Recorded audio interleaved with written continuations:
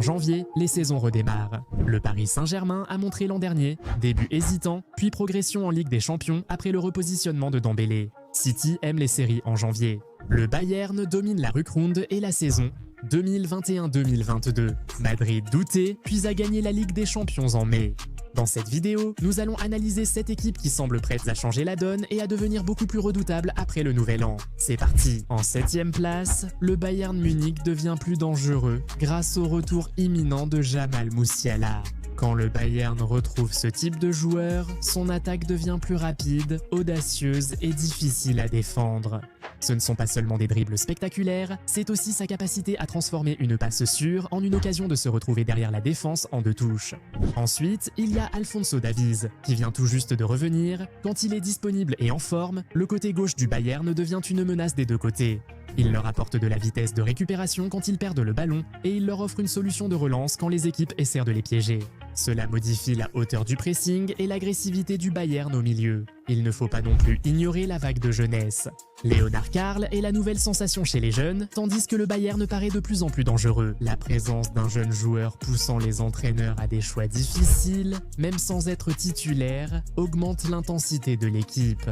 En gros, le Bayern après le nouvel an va rarement bien. D'habitude, c'est plutôt « oh non », ils glissent à la 6e place comme Barcelone. Et oui, ils ont l'air meilleurs, mais ils sont encore en chantier. Ils dominent actuellement, mais doivent encore progresser avant le printemps, lorsque la pression augmente.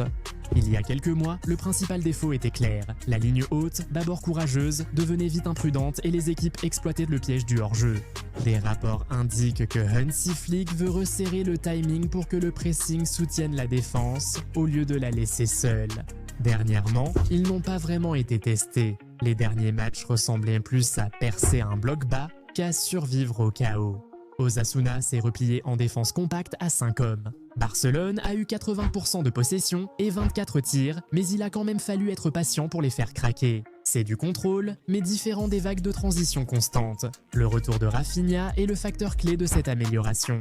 Il est de retour en forme et immédiatement décisif, notamment avec un doublé pour offrir la victoire contre Osasuna en fin de match lorsqu'il est disponible. La largeur du Barça devient moins prévisible et leur choix offensif plus tranchant. Mais c'est là le problème. Il est peu probable que les renforts de janvier soient spectaculaires. Les finances de Barcelone et les règles strictes de la Liga ont souvent posé problème. Si la défense a besoin d'aide, cela viendra sans doute de solutions internes plutôt que de grosses dépenses. C'est pourquoi Barcelone fait peur, mais reste encore légèrement approuvé. En 5e position, Chelsea, Cole Palmer est maintenant disponible. Et Chelsea a cessé de ressembler à une équipe en quête d'idées pour commencer à ressembler à une équipe qui les crée. On voit clairement l'avant-après. Chelsea a connu une période difficile. Ensuite, Palmer est revenu et a marqué contre Everton lors d'une victoire qui a mis fin à une série de 4 matchs sans victoire et les a replacés dans le top 4.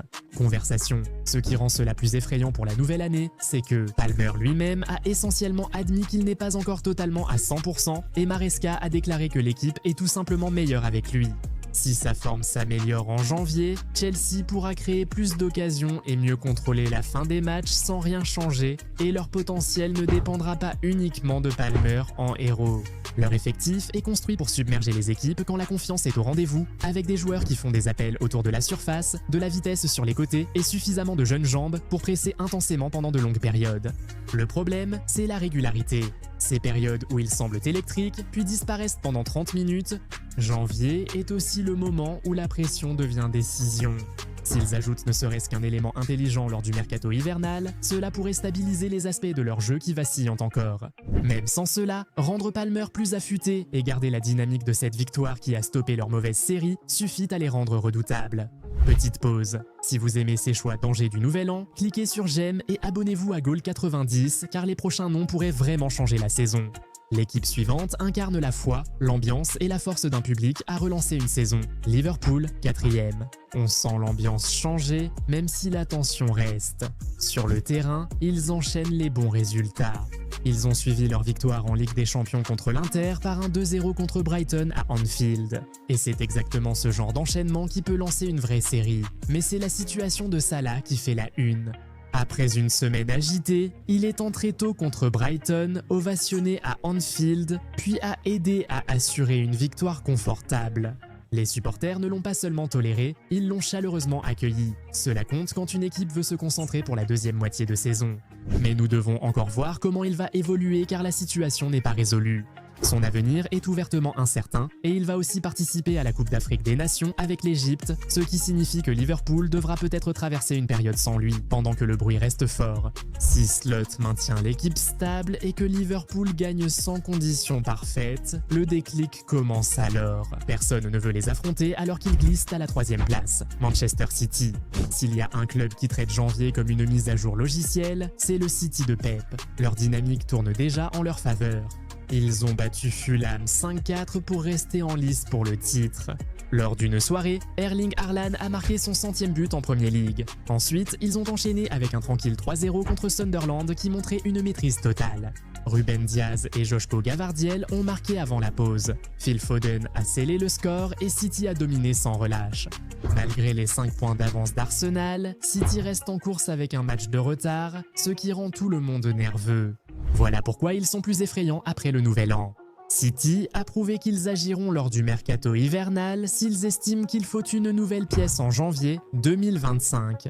Ils ont été les plus gros dépensiers au monde, avec une dépense de plus de 180 millions de livres sterling et les chiffres de la Fédération internationale de football Association pour cette période ont établi un record de dépenses dans le football masculin. Guardiola utilise aussi ce moment pour ajuster les rôles et le pressing, visant à transformer les bonnes performances en victoires régulières. Les rumeurs suggèrent que City envisagerait d'activer la clause de 65 millions de livres d'Antoine Semenyo de Bournemouth en janvier. Et il signale également que le renforcement des postes de latéral et la couverture au milieu de terrain sont des priorités. Le milieu de Nottingham Forest, Elliot Anderson, est aussi cité comme un joueur à suivre, tandis qu'Omar Marmouche partira bientôt à la Coupe d'Afrique des Nations. Plus de profondeur offensive compte aussi. S'ils ajoutent un élément et resserrent la défense, cela peut se transformer en une deuxième partie de saison qui pousse tout le monde à surveiller le classement.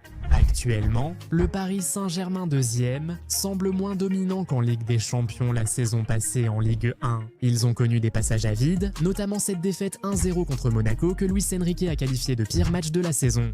En Europe, ils contrôlaient leur match mais manquaient de tranchants. Beaucoup dépendaient de la disponibilité et du rythme. Ousmane Dembélé a été absent pour un mollet puis une maladie, interrompant sans cesse ses bonnes performances.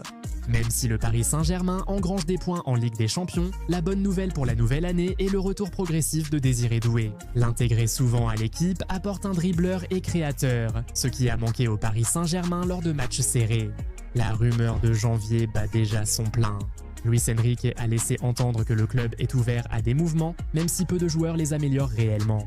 Si le Paris Saint-Germain retrouve la forme et ajoute un défenseur intelligent, l'impression de faiblesse par rapport à l'an dernier peut vite disparaître. En première position, le Real Madrid.